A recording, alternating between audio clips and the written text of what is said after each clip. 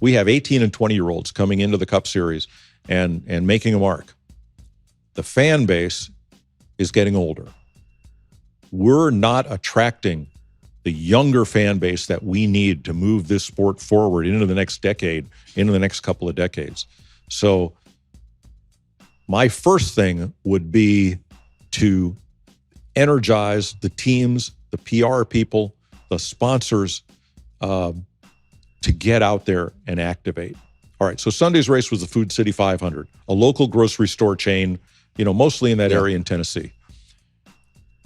During the heyday of NASCAR, which coincidentally was about the time Talladega Nights came out. Yeah. That was when we hit our peak for fan engagement and crowds at the racetrack.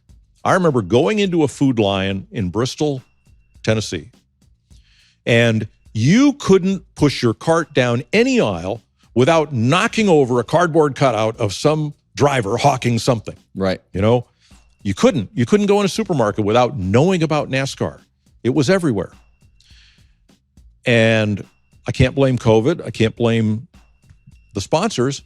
But when NASCAR transitioned to being a sport with mostly B2B sponsors, the uniforms that your guys wear at the car dealerships you own, the motor oil that you pour in your service department, when these started becoming the sponsors, and the sponsors stopped, absent Busch Beer and a couple of others, stopped activating toward the general public and toward the race fans, the sport just took a giant dump in the relative to everyday life department. Yeah. And we lost a lot of that young fan base that we really need to covet if we're going to grow this sport again.